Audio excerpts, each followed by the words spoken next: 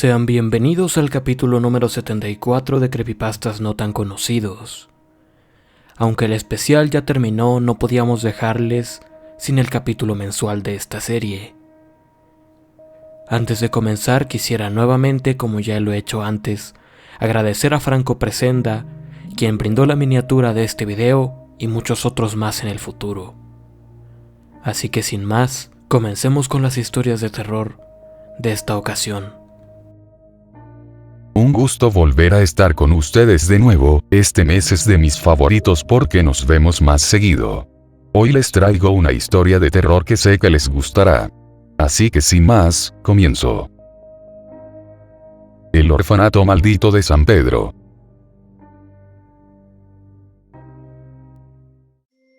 Hace algunos años llegaron hasta nuestros oídos algunos relatos aterradores sobre un caso sucedido en San Pedro Cholula, en el estado mexicano de Puebla. Se contaba que en las proximidades de la intersección de la calle Camino Nacional y la carretera México 190, había una casa en venta desde hacía décadas, que jamás había podido ser vendida, debido a los acontecimientos que ahí sucedieron en el pasado. Nos dirigimos hasta este sitio y luego de un poco de investigación, no había nada interesante ni excepcional en el lugar, ningún hilo ni pista que pudiéramos seguir. Hablamos con los locales e ignoraban todas las historias al respecto. Por las dudas, les dejamos nuestros datos de contacto en caso de que llegaran a saber de algo. Luego de un mes de no tener noticias y de casi olvidar el caso, una señora nos llamó. Solamente diremos que su nombre era Gloria. Esta tal Gloria nos telefoneó y nos dijo que tenía muchas cosas que contarnos y algo aterrador que mostrarnos. Fue así que emprendimos el viaje de regreso a San Pedro. La residencia de Gloria se encontraba a una distancia considerable de San Pedro, vivía en el poblado de Villa Vicente Guerrero sobre la carretera México 121, pero nos dio santo y seña y nos resultó bastante fácil localizarla. La anciana había enviudado y vivía sola, decía tener 79 años, pero su apariencia bien podía sumarle otra década más. Su cara estaba colmada de profundos surcos en la piel que el paso y el peso del tiempo habían cavado poco a poco, nos invitó a pasar. Todo su semblante parecía anticuado y pesado, se podía percibir su deseo de hablar, reprimido por un profundo miedo y terror que se reflejaban en sus ojos. Pasamos hasta la cocina de aquella vieja casa y sobre la mesa había dejado una especie de cofre con llave.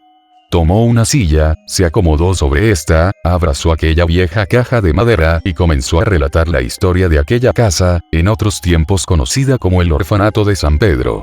Así comenzó el relato mientras sacaba las fotos de aquel cofre. Esa casa jamás podrá ser vendida. Ahí sucedieron cosas horrorosas, cosas abominables de las que nadie quiere hablar. La historia comienza desde algunos años antes de su construcción, cuando aquella tierra virgen era un lugar de rituales satánicos. Lo que pasó en el orfanato fue la culminación trágica de todo aquello que se empezó a sembrar en el pasado, la venganza y la ira de aquellos seres de la oscuridad. Yo lo vi todo. Algunos años después del fin de la Gran Guerra, mi familia decidió venir a vivir de Francia a México. Gran parte del continente europeo vivía un estado constante de agitación y mi padre temía que sucediera lo que varios años después pasó, la Segunda Guerra Mundial, la peor de todas.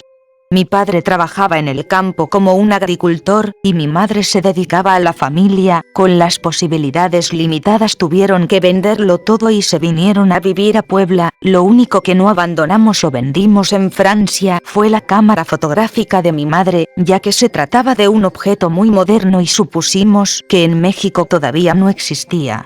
Desde muy chica heredé el pasatiempo y la pasión de mi madre. Ella me enseñó a tomar fotos y rápidamente me hice aficionada a esta práctica. Cuando cumplí los 15 años me contrataron en el club social del pueblo para que trabajara como fotógrafa de un evento donde estarían algunas personalidades importantes de la época, ya no recuerdo ni quiénes eran. Aquel evento se hizo fiesta y se extendió hasta muy tarde, por lo que no me quedó más remedio que volver caminando hasta mi casa durante la noche. A la altura de lo que hoy se conoce como calle Camino Nacional, sentí la presencia de algo extraño. Mi reacción no fue otra que esconderme entre unos árboles ante el miedo de que alguien me persiguiera, más por mi cámara que por mí. Varias personas se adentraron en esta calle de terracería. No los pude distinguir bien, pero me mantuve oculta en aquel lugar. Luego de un tiempo, los ruidos ya no iban en mi dirección, podía apreciarlos gracias al viento que los llevaba hasta mí. Eran susurros y murmullos, como si alguien estuviera rezando. Aquello calmó mi miedo un poco. Salí de mi escondite con mucha cautela y me dirigí al lugar de donde provenían los sonidos, a unos cuantos metros de la ruta.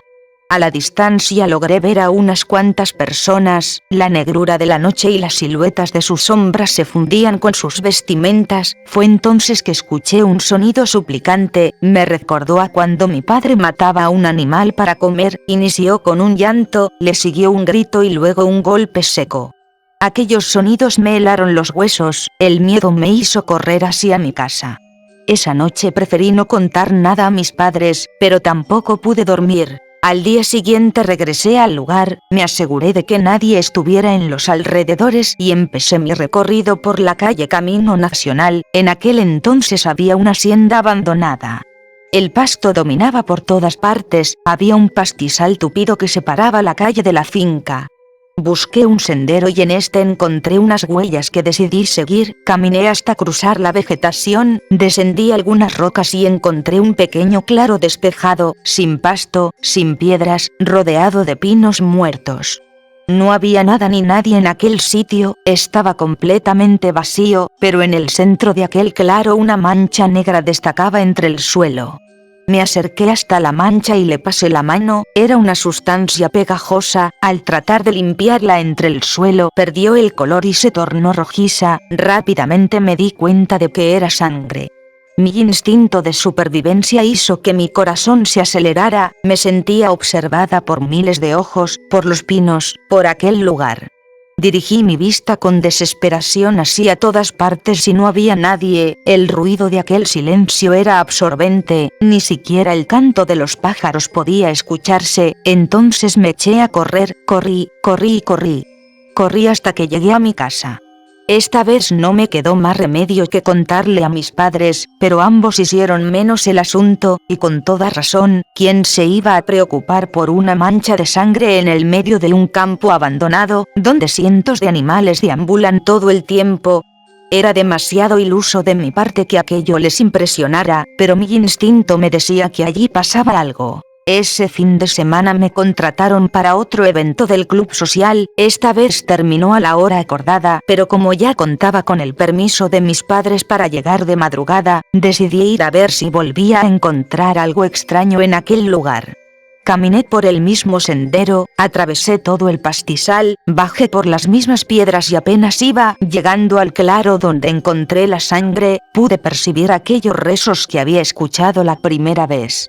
Esta vez eran más fuertes y estaban más cerca. El terror se apoderó de mi cuerpo, miré hacia el punto desde donde provenían los murmullos y los pude ver. Era un grupo de hombres vestidos de negro, con grandes capuchas. Susurraban una especie de oración que nunca había escuchado y se acercaban a mí. En aquel momento me escondí entre los arbustos y disparé una fotografía. Cuando la tomé pude ver lo que me acechaba, eran 4 hombres que venían hacia donde yo estaba, detrás de ellos había un número mucho mayor. No tenía escapatoria, así que no tuve más remedio que seguir escondida. Lo que vi aquella noche fue aterrador. Entre oraciones y movimientos rituales extraños, uno de estos hombres presentó algo envuelto entre una manta, lo dejó en el suelo, justo en el sitio donde yo había visto la mancha de sangre, y le quitó la manta. Fue entonces cuando pude ver de dónde venían los gritos. No era un animal, sino un niño, un bebé. Otro hombre levantó sus manos hacia el cielo, y mientras miraba a la noche oscura, soltaba frases en un idioma desconocido para mí. Poco a poco pude sentir cómo me orinaba en los pantalones, jamás podré olvidar aquel calor de mi orín fluyendo por el frío de mi piel. Entonces, un tercer hombre que llevaba una hoz la levantó y la dejó caer sin piedad ni contemplaciones sobre el cuerpo del bebé, cesando al instante los llantos de aquella criatura. Mientras seguían con el ritual, los hombres se abalanzaron sobre el cadáver del niño, todo mi cuerpo estaba descompuesto, temblando sin control. Luego de unos 5 minutos, que se me hicieron una eternidad, los hombres de negro se marcharon, dejando apenas un charco de sangre donde momentos antes yacía aquel niño, y nada más. Cuando mis piernas lograron moverse, me eché a correr, el corazón casi se me salía de tanto miedo. Al llegar a mi casa, mis padres pudieron notar al instante el estado en el que me encontraba. Esta vez tenía una prueba en mis manos. Una vez que revelamos la foto no dudaron en ir a la comisaría. Ahí fuimos atendidos por el comisario Ricardo Carvajal, quien escuchó con atención mi relato. Cuando terminé de contarle mi historia, se le dibujó una sonrisa de ironía en el rostro, pensando que eran tonterías de niños, hasta que le entregamos la foto y le cambió el semblante.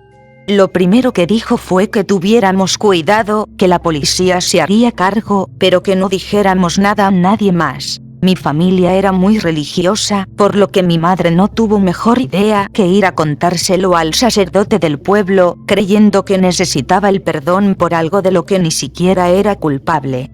Platiqué con el padre Ernesto Rocafuerte, quien no tardó mucho en divulgar con furia entre sus pares lo que un grupo de herejes y satánicos, como los llamó, estaban haciendo en el pueblo. Luego de unos días, el rumor podía sentirse en el aire, nadie decía nada, pero todos sabían algo, todos se habían enterado de que algo pasaba. La gota que derramó el vaso fue la desaparición de Martín, el bebé primogénito de la familia Suárez. Fue entonces cuando el pueblo inició una revuelta, gobierno e iglesia incluidos. Lo primero que hicieron fue acudir al lugar. Prácticamente todo el pueblo estaba allí, rodearon, se dividieron y unas cuantas personas ingresaron por los 4 flancos. Con cautela, llegaron a aquel claro que había relatado. Y allí estaban. En un momento de cólera todos los presentes atacaron al mismo tiempo, ninguno de los hombres vestidos de negro huyó, solamente se quedaron ahí, inmóviles mientras la multitud los destrozaba. En cuestión de minutos fueron masacrados, encendieron una gran hoguera y los arrojaron a todos en ella. Martín, el bebé de los Suárez, nunca fue encontrado. Jamás olvidaré los gritos de Suárez y el olor repugnante a piel y cabello quemado que impregnaba el ambiente, aquel mismo olor que percibí en Francia cuando los soldados quemaban nuestros hogares. En aquella misma reunión se prohibió a todos los allí presentes hablar de aquel acto. Este hecho hundiría a un pueblo que poco a poco se las había arreglado para subsistir, y lo que habían cometido era asesinato a sangre fría, una venganza que jamás entraría en los términos de la legalidad. Hubiera sido la perdición para el comisario y todos los demás. Pensando que la foto que había proporcionado a la policía era la única copia, la arrojaron a la hoguera junto con los cuerpos y aquel recuerdo ardió.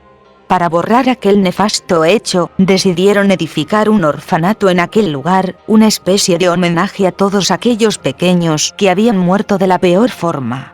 Fue así que se construyó el orfanato de San Pedro. Pasaron unos cuantos años antes de que el albergue se terminara, y una vez que estuvo listo se pobló rápidamente. Yo jamás sentí una pizca de tranquilidad mientras pasaba por aquella calle, lo evitaba cada que podía, interminables escalofríos me recorrían todo el cuerpo cada vez que tenía que pasar por la zona.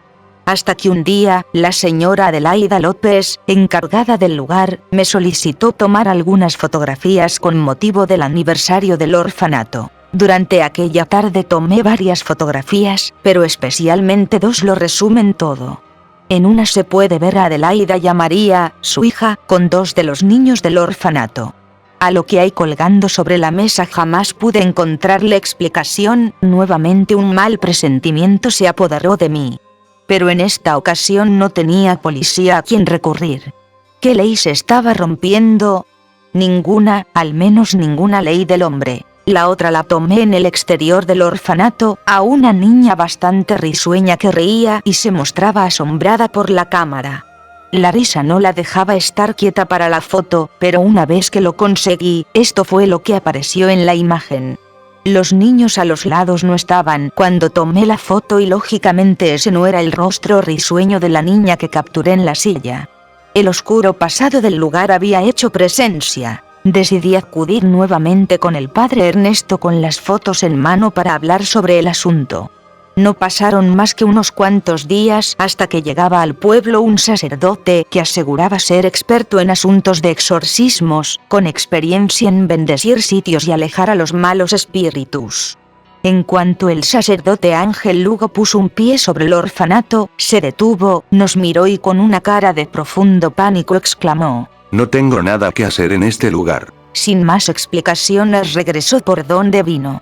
El padre Ernesto intentó en repetidas ocasiones bendecir el lugar, pero apenas abría la botella de agua bendita y rociaba unas gotas, antes de que cayera al suelo, el agua simplemente se evaporaba. Una vez más acordamos guardar silencio, por el bien del orfanato, por los motivos del pasado y por la tranquilidad del pueblo. Entonces sucedió lo peor. Aquel día amaneció con lluvia, el cielo estaba cubierto de nubes grises que amenazaban con escupir granizo. El viento soplaba fuerte y yo tenía que ir hasta la ciudad a realizar algunos trámites. Como casi era de madrugada, uno de mis vecinos se ofreció a acercarme hasta Puebla. Cuando íbamos pasando por la entrada al orfanato, pude ver la patrulla del comisario Ricardo Carvajal. Indudablemente algo malo había pasado. Le pedí a mi vecino que parara, preparé mi cámara, como ya se me había hecho una costumbre desde hacía mucho, y me metí al orfanato sin llamar a la puerta, pero preguntando por Adelaida. Luego por María y finalmente por el comisario. Nadie respondió a mis llamados. Entonces me adentré en la casa y al entrar a la habitación donde estaban los dormitorios pude ver el terror en persona. Los cadáveres de los niños estaban desparramados por todo el lugar, no habían sido mutilados pero parecía que les habían roto cada hueso del cuerpo, uno había sido ahorcado con su propia bufanda. Todos tenían el cuello roto y golpes en la espalda, como si los hubieran lanzado contra las paredes. Era una escena horrorosa, oscura, tenebrosa, aquello era el infierno. En otra habitación se encontraba Adelaida, también tenía los brazos y las piernas rotas, sus ojos habían quedado abiertos y aún se podía ver en ellos el horror que había sufrido previo a su muerte. María yacía muerta sobre su cama, una fuerza descomunal le había torcido el cuello, girándole el rostro hacia la espalda.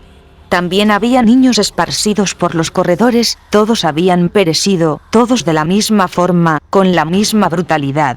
Mientras tomaba las fotos se hicieron presentes el comisario Carvajal y el padre Ernesto. Carvajal estaba patrullando la zona y vio las puertas abiertas. Cuando entró a ver si todo estaba bien vio lo sucedido. En un ataque de pánico corrió hasta la iglesia a contarle al padre Ernesto, olvidándose del auto. La desesperación se apoderó de nosotros, los tres estábamos horrorizados y atónitos. La tempestad afuera comenzó a arreciar, fue entonces que pudimos escuchar ruidos, susurros, murmullos, gritos, llantos. Niños llorando, personas rezando. Carvajal gritó que venían desde la tierra.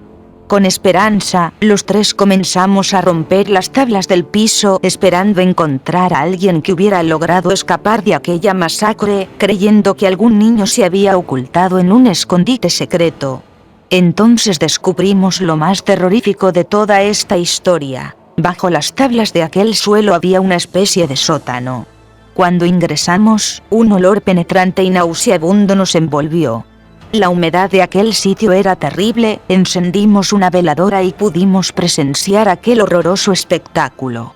En este sótano del orfanato de San Pedro se encontraban la totalidad de los restos de todos los hombres de negro que habían sido masacrados y quemados hasta las cenizas en la hoguera. Era una especie de mausoleo del infierno, como una sátira, una espantosa burla de terror, estos hombres. Ahí, eternos, sombríos, quemados, en silencio, continuaron su ritual. Hicimos un pacto, los restos de los niños, de Adelaida y de María fueron sepultados en el cementerio del pueblo, pero aquel sótano fue cubierto con tierra y concreto para que nadie más volviera a profanar aquel horrendo lugar. Hace unos años murió Carvajal, hace 2 semanas falleció el padre Ernesto y ahora solo quedo yo. Creía que me iba a ir con este secreto a la tumba, tal como habíamos pactado, pero desde aquel suceso jamás pude dormir tranquila, las sombras aún me atormentan por las noches, obligándome a vivir en la miseria y la oscuridad. No quiero esto para mi eternidad, así que decidí relatárselo a ustedes y mostrarles las pruebas. No son los primeros en ver las fotografías, pero sí en conocer la verdad. Hagan lo que mejor les parezca, pero dejen a esos hombres de negro en paz. Fue así como volvimos a la ciudad, cuando pasábamos por la casa de lo que antes había sido el orfanato de San Pedro. Nadie se atrevió a mirar con detenimiento, pero un ambiente de oscuridad aún permanece en toda la zona. De cierta forma, esa historia me recordó a las creepypastas clásicas. Sin duda, siempre es un deleite poder escuchar relatos así. Mi historia también recuerda un poco a las historias de antes. Espero la disfruten. Comienzo. El cazador sin sombra.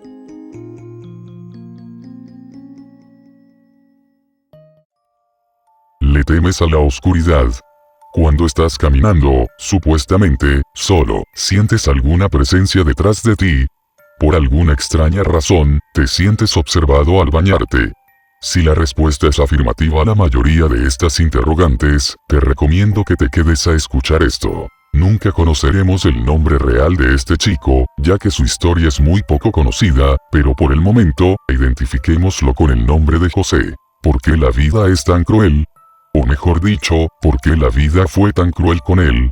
Esa es la pregunta con la cual José se martirizó en sus últimos días de existencia. Tenía 17 años cuando empezó su tormento. Era un chico normal, no muy alto, no muy bajo, tenía novia, pasable si podemos decirlo así, un estatus social decente, amigos, pero no tenía hermanos, sus padres aún vivían juntos, vaya, cosas normales en la vida de un chico promedio. Él se estaba preparando para ir a casa después de un largo, pesado, y sobre todo, aburrido día de escuela. Guardaba sus cosas y lo único que lo mantenía con fuerzas, era la idea de que los viernes salía de fiesta con sus amigos. El día estaba despejado, no había ninguna nube, pero tampoco era un clima demasiado caluroso. Todo perfecto. Quería alcanzar a su novia para preguntarle si quería que su papá los llevara a casa, a fin de cuentas, vivían cerca. José divisó a Daniela entre la multitud, claro, no era muy audible con todo el alboroto que se hacía un viernes a la salida. Le gritó y Daniela lo logró ver. Le dedicó una leve sonrisa y se acercó a él. Él la notaba un poco rara, le preguntó qué era lo que tenía, a lo que ella contestó que debía ir a un viaje con su familia a otra ciudad, ya que un pariente de su papá se puso muy mal y tenían que ir a visitarlo. José se tranquiliza un poco e intenta subirle los ánimos. Le pregunta por cuánto tiempo se irá, y ella le responde que solo una semana, o eso es lo planeado. La mamá de Daniela llegó y le dio un abrazo a José, prometiéndole volver lo más pronto posible. José la ve partir y siente una pequeña punzada de lástima, ya que no verá a su novia en días. Pero los pensamientos de que saldrá esa noche hacen que se sienta un poco mejor. Ya había pasado más de media hora y el papá de José no llegaba. Este empezaba a aburrirse y decide llamarlo. Su papá contesta y le dice que el auto se descompuso y que tuvo que llevarlo al taller, y entre todo el desorden se le había olvidado llamarlo para avisarle que no podía pasar por él. Su papá le pregunta si tenía dinero para tomar transporte y regresar a casa. José le responde que no, la única opción que tiene es regresar caminando. El papá se disculpa con él y le dice que no volverá a pasar. José dice que no hay problema, y cuelga. No hay problema, 3 palabras más fáciles de pronunciar que de sentir, y sobre todo, porque no sentía para nada agradable volver caminando de la escuela, y su casa no queda precisamente cerca del colegio. Ya llevaba media hora caminando y se sentía exhausto. El sudor lo tenía empapado y sentía que la cabeza le iba a estallar. Parecía que el sol había decidido tomar más fuerza durante el trayecto de José. Se sentía sin energías e intentaba recordar cuándo fue la última vez que se sintió tan cansado al volver a casa. El problema es que él nunca había vuelto a casa caminando de la escuela. Ahora, tenía que cruzar por el callejón que siempre pasaba de largo cuando iba en auto con su papá, claro, si no quería rodear media colonia más. Eso le dio un alivio, ya que los edificios taparían momentáneamente los rayos del sol que lo atacaban sin piedad. José tenía la sensación de que lo seguían desde hacía 10 cuadras. En el momento que avanzó a través del callejón, ese presentimiento creció aún más. Volteaba solo para encontrarse con lo que justamente esperaba. Nada. José salió del callejón sano y salvo y entró a casa.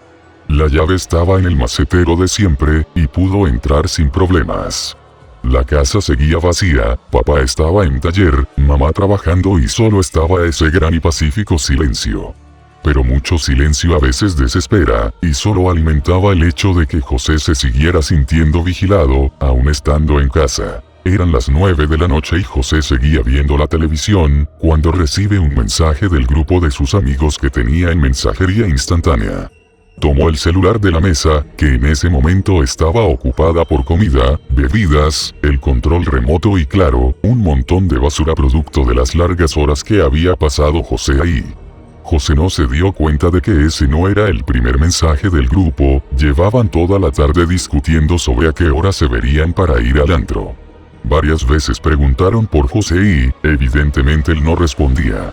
Finalmente decidieron verse en el café internet que queda cerca de la Gran Manzana. Así le apodaban ellos a la zona de antros de la ciudad. Así, José tomó sus prendas, una toalla y se metió al baño. Al entrar en la regadera, la caída de agua parecía quitarle todo el peso de encima que había acumulado durante todo el día. Había tenido una jornada agotadora y nada placentera, y parecía que las gotas de agua se lo llevaran como si fuera solo una corriente. Justo en ese momento, algo lo saca de su tranquilidad. Siente que alguien está con él en el cuarto de baño. No es algo que haya visto, que haya escuchado, es algo que sentía. El agua estaba caliente y aún así sentía escalofríos. José corrió las cortinas y asomó la cabeza. No había nada. Pegó un grito diciendo papá. Pero nadie respondió. Todos sus sentidos estaban despiertos, no escuchaba ruidos abajo ni en el pasillo. Todo esto debían ser alucinaciones producto de su larga caminata desde la escuela. Se estaba tranquilizando cuando sintió un leve roce a la altura de su hombro derecho. Todos los nervios de su cuerpo produjeron una sensación parecida a cuando la electricidad recorre las extremidades. José voltea pero tampoco logra ver algo. La ducha estaba vacía. Su corazón latía a 1000 por hora, ya no tenía ganas de seguir bañándose, su cerebro le estaba jugando una mala pasada. Claro que, sentir que alguien te toque en una bañera, es algo clásico de las películas de terror. No había por qué asustarse. Con escalofríos leves en la mano, agarra la toalla y empieza a secarse. Para su suerte había metido la ropa que iba a ponerse para salir, lo cual le haría pasar menos tiempo en la casa solo, y menos eran las posibilidades de que le volviera a suceder algo extraño. José terminó de cambiarse, se alistó y salió de la casa. El frío aire de la noche le pegó al instante, se sentía completamente nuevo, relajado, más tranquilo. Eran las 9:30, envió un mensaje al grupo, diciendo que estaba en camino. Normalmente le tomaba 20 minutos en auto llegar hasta la Gran Manzana, pero el auto de su padre no estaba. Llevaba el dinero suficiente para ir, pagar la entrada al antro y regresar. En la colonia donde él vive no pasaba ningún transporte, por ello debía caminar un poco más para ir a la calle principal. Y tenía que cruzar nuevamente el callejón. La mala experiencia que pasó cuando se estaba bañando, y cuando sintió que alguien lo seguía, volvieron a su mente en el mismo instante en que llegó al comienzo de ese callejón. Lucía como parte de una de sus peores pesadillas. Oscuro, solitario, tétrico. A cada paso que daba, sentía que alguien iba detrás de él, no paraba de voltear la cabeza, todo estaba muy silencioso, un silencio que parecía burlarse. Pronto descubriría que el silencio no era su única compañía. Algunos botes de basura se cayeron delante de él, no había viento que pudiera tirarlos, y el callejón se hacía cada vez más oscuro a medida que avanzaba, pero también estaba más cerca de su final. Fue entonces cuando José sintió una mano, no un roce como en la bañera, sino una mano posada sobre su hombro izquierdo. Una mano que quemaba, pero no con fuego, sino por el frío intenso que este ser emanaba. Sin pensarlo, y sin voltear atrás, José empieza a correr lo más rápido que le permiten sus piernas. sin detenerse, y en menos de 20 segundos, logró escapar del callejón, y si su vista no lo engañaba, una figura negra se unía a la oscuridad justo cuando llegaba al final. Su corazón latía tan deprisa que sentía que se le salía del pecho, el sudor comenzaba a salir de su frente y sus extremidades como si éste también intentara escapar de algo. Él estaba consciente que no estaba agitado por la carrera, sino por el hecho de que había algo ahí. Lo mismo que seguramente debió haber estado en su bañera. No pasó mucho cuando José rompe sus pensamientos y encuentra transporte. Si no es por la mala cara del conductor, no se hubiera dado cuenta de lo desalineado que estaba en ese momento. Un lapso de 20 minutos fue lo que José estuvo pensando. ¿Habré visto bien? ¿Eso fue real? Debo estar alucinando, esto no puede ser real. Cuando el ruido de la gran manzana lo despertó. Le entregó el dinero al conductor y salió rápidamente en busca de sus amigos. Eran las 12:30 de la noche, la fiesta estaba en su máximo esplendor, y las bebidas abundaban por todas partes. José dejó a sus amigos y se dirigió al baño. Estaba vacío y esto le daba tranquilidad. Tanta gente en un solo lugar solía darle dolor de cabeza. Se dirigió al lavabo a lavarse la cara. Había alguien ahí, parado detrás de él. Dio rápidamente media vuelta y no había nadie. Los nervios de José se pusieron de punta nuevamente, ya no podía con esto. Salió a cuestas del baño y sin avisos ni nada, salió del antro, le envió un mensaje a su papá. Por fortuna, el auto ya estaba funcionando, solo debía esperar. No utilizó ese tiempo en avisarle a sus amigos que se iba, les enviaría un mensaje luego. Estaba a 5 minutos de casa, estaba cansado, pero no quería hablar de todo lo que le había sucedido en el día con su padre. No estaba de humor para que alguien le dijera que estaba loco. Ahí estaba, la figura negra, al inicio del callejón, esperándolo. José pudo verlo desde la ventana del auto.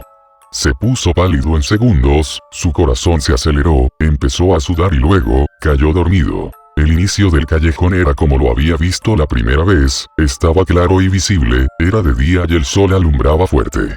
José dio sus primeros pasos y comenzó a caminar. Una fuerza que él desconocía lo intentaba atrapar, él podía sentirlo, entonces comenzó a correr, y conforme más corría, el sol se iba ocultando, dándole paso a la noche.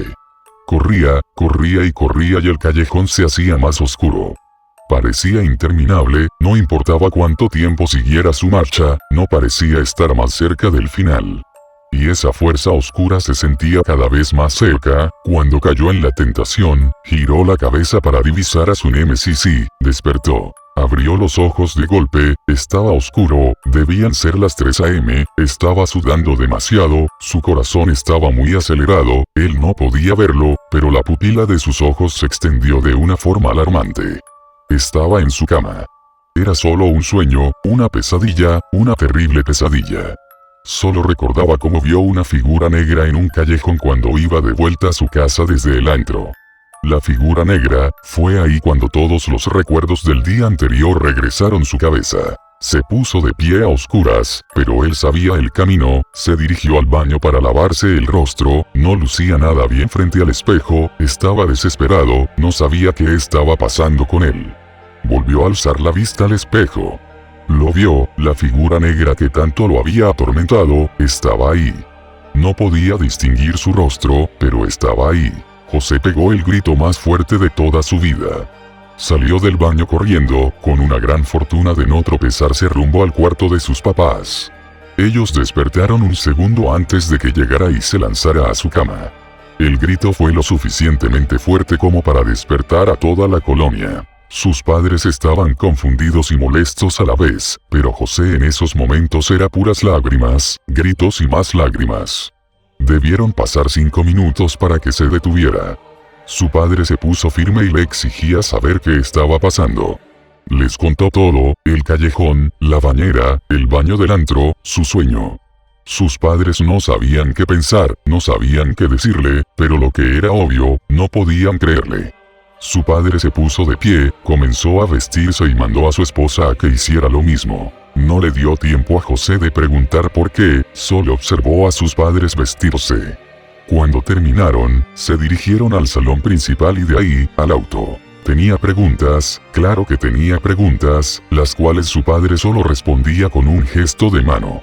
Era muy temprano y no había señal de algún auto, pero tampoco una señal de que estuviera en un lugar en el que hubiera estado antes. La zona en la que estaban, José no tenía ningún recuerdo de ella. Su padre comenzaba a conducir más lento, se detuvo en un lugar y sacó algo de su bolsillo. Era una pastilla, le dijo que era para los nervios, José se la tragó deprisa. ¿Pastilla para los nervios? Fue entonces cuando cayó dormido al instante. Cuando despertó se encontraba en una habitación, olía a ambiente de hospital, estaba oscuro, frío y no podía ver nada. José intentaba recordar todo lo que había pasado en las últimas horas, pero todo en lo que pensaba era oscuridad. Las luces se encendieron y la intensidad de la luz lo cegó momentáneamente. Estaba en una cama, vestido con una bata blanca. De ahí en fuera, la habitación estaba completamente vacía.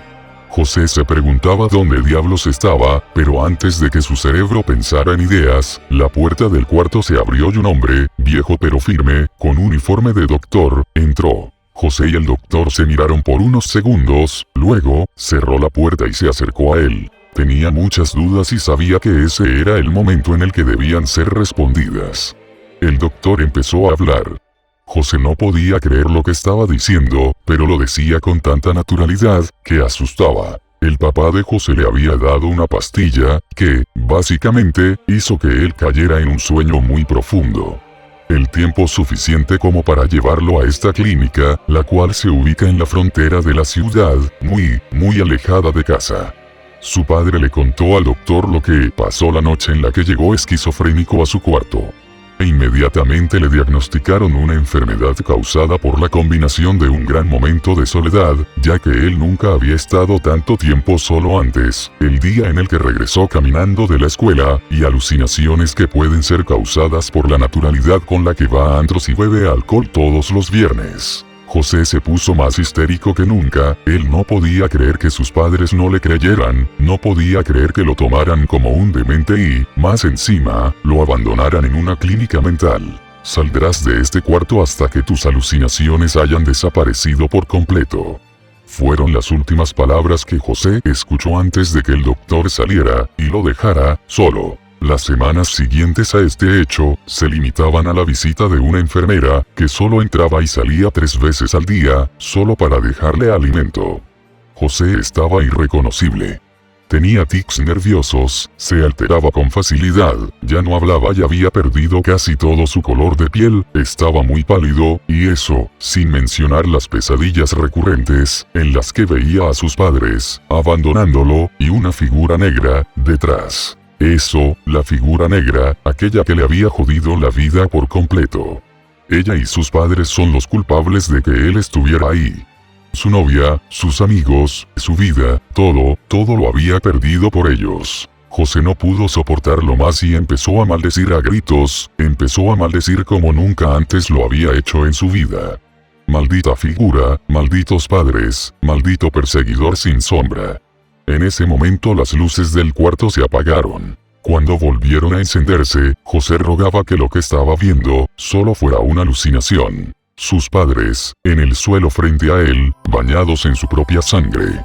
Muertos. José gritó hasta quedarse sin voz y lloró hasta quedarse sin lágrimas, se arrinconó en una esquina, con los brazos rodeando sus rodillas. No, esto no podía estar pasando, sus padres, los que tanto tiempo lo habían cuidado con tanto cariño, muertos. Cuando alzó la mirada para ver por última vez el cuerpo de sus padres, estaba ahí, la figura oscura estaba ahí, sin sombra. Podía verle el rostro, si eso podía llamarse rostro.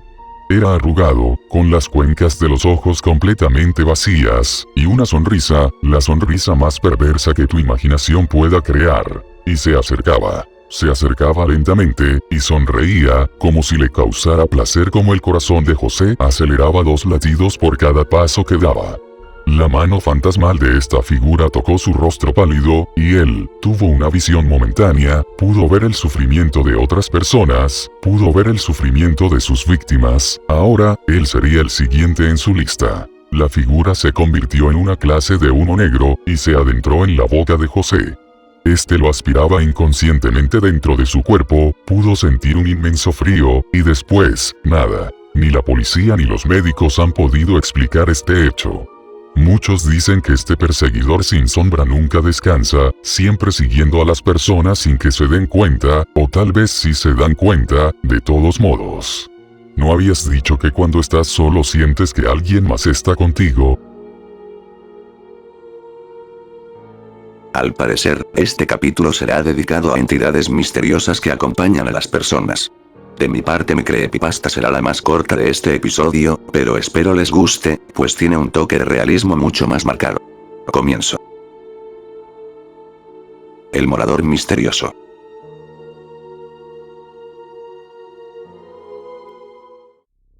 Cuando era pequeño solía tener una pesadilla muy recurrente, se trataba de una puerta oculta ubicada en un pasillo de la casa donde vivía. En el sueño yo solía entrar a esta puerta y salir a un mundo totalmente diferente, una especie de mercado ambulante bastante concurrido donde las personas vendían y compraban partes corporales humanas, una especie de carnicería horripilante. El sueño solía terminar cuando uno de estos compradores entraba a la puerta y me dejaba en ese mundo. Solía tener un miedo terrible a esa parte de la casa y podría jurar que siempre sentí que ahí sucedían cosas extrañas. Supongo que era mi imaginación infantil y mis temores reflejándose en mi subconsciente. Sin embargo, siempre que se llega a vivir a un nuevo hogar existe el temor de desconocer por completo los hechos que sucedieron cuando habitaban los anteriores inquilinos. Quizá alguien haya muerto de alguna forma brutal en el mismo cuarto donde ahora duermes, y jamás te darás por enterado. Hace unos días me encontré con un post en Tumblr que, honestamente, me revivió el miedo que sentía con mi pesadilla de la infancia. La historia es la siguiente. La persona que publicó las siguientes imágenes dice que ahora está viviendo en casa de sus amigos y estas son las razones. Me mudé a una casa hace cerca de un año. Los anteriores propietarios construyeron la casa a inicios del 2000 y se trasladaron a la India 2 años después. Esta foto muestra la habitación de mis padres. Allí nos encontramos con esto. ¿Qué demonios? Estaba jugando con mi hermano menor y lo empujé contra la estantería. Cuando cayó, sacó parte de la estantería. Siempre creímos que esta estaba colocada contra la pared. Había una escalera de caracol allí. Entonces descendimos. Pésima idea. Aquí está una foto de lo que yo podía ver desde la parte superior de las escaleras. Las escaleras terminaban en una pared. Parece inútil, ¿verdad?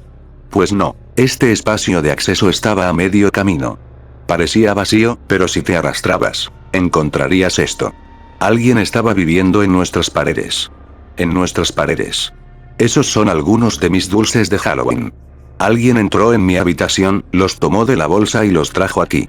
30 segundos después de que tomamos esta foto, nos dimos cuenta de lo que significaba y salimos como demonios de ahí. Aquí hay otras de las cosas que encontramos allí. Este elefante estaba escondido debajo de las sábanas. También encontramos esta llave. No tenemos idea de qué cosa habrá. Estas malditas muñecas. Estas porquerías son aterradoras. Discúlpenme por tomar las fotos con una piedra, pero fue todo lo que pude hacer dadas las circunstancias. Voy a tratar de dar noticias con lo que encuentre la policía. El mismo autor de las fotos luego publicó lo siguiente. Mucha gente me pidió que contara lo que pasó. Aquí está, pero ya no pude sacar más fotos, entonces solo coloqué esta última para demostrar que fue real. De cualquier forma, aquí está lo que aconteció. Me quedé en la casa de un amigo mientras la policía investigaba mi casa. No lograron encontrar a nadie. Dijeron que la persona debía estar viviendo ahí solo de forma temporal, lo que no tiene mucho sentido para mí. Pero parece que se queda durante un rato y por periodos. Llegaron a esa conclusión debido a que no había suministros y otros asuntos forenses. Yo no soy policía. La policía también dijo que harían una búsqueda para encontrar a quien estaba viviendo ahí, pero que creían difícil poder localizarlo. Hicieron algunas pruebas de ADN, pero seguramente la prueba no dará ningún resultado. No hay otra entrada al pasadizo secreto, por lo que la persona estaba usando la habitación de mis padres para entrar. Las paredes asombrosamente son a prueba de sonido, probablemente por esa razón nunca nos dimos cuenta. Fuimos autorizados a regresar a la casa hoy, pero obviamente no volveremos, solo como precaución en caso de que él o ella decida regresar. Mis padres dijeron que yo no podía volver ahí y, créanme, lo intenté. De hecho ellos regresaron y revisaron todo el lugar. La policía se llevó todo lo que había, por eso ya no pude tomar más fotografías. Voy a incluir aquí algunas respuestas a preguntas que me hicieron, porque obviamente hay mucho escepticismo en relación a esto. Yo estaría muy escéptico también. ¿Dónde están las demás pertenencias de quien ha estado viviendo allí? Parece que él o ella estaba viviendo allí con regularidad. Sus ropas estaban colocadas en la esquina, lo que no pude ver en la oscuridad. Posteriormente, la policía las encontró. ¿Por qué el plátano se ve tan bien? Yo lo estaba comiendo cuando bajé, jaja. Estaba oscuro, la única manera que podía ver era con la tenue luz de mi teléfono celular. No pudimos encontrar una linterna. Vimos las mantas, pero estaba demasiado oscuro para ver lo que eran. Lancé un plátano en ellas, y luego, cuando no pasó nada, tomé una foto con el flash para ver lo que era. ¿Cómo no te diste cuenta o viste el cuarto en la planta de la casa? Sí, realmente no lo puedo explicar. Le pregunté a mi mamá, y ella me dijo, creo que hemos sido muy estúpidos. Sinceramente, no puedo explicar. ¿Cómo no me di cuenta? Yo creo que en realidad estaba escondido bajo las escaleras. Escribes como si tuvieras 25, pero ¿por qué tienes dulces de Halloween? Tengo 15 años. Y al parecer, soy un buen escritor. ¿Estás bien? Sí, estoy perfectamente bien, solo con un poco de miedo. ¿Dónde hacía popó? No quiero pensar en ello.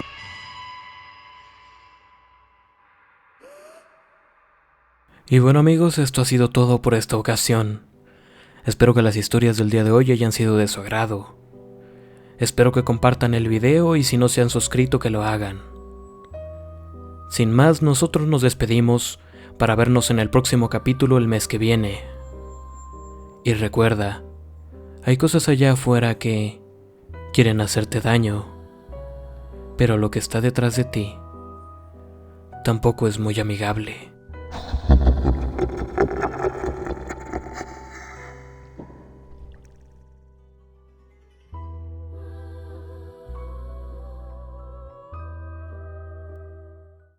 La aparición de las cámaras de los teléfonos móviles refuta completamente a los extraterrestres, fantasmas y monstruos. Pensé brevemente en todas las veces que había hecho esa afirmación en los debates en internet contra los crédulos. ¿Dónde están todas las fotos?, me gustaría preguntar. Esta pregunta era un irrefutable punto final a sus argumentos. Cuando aquello se me acercó y busqué mi teléfono en el bolsillo, me di cuenta de que simplemente no te queda tiempo para hacer una foto.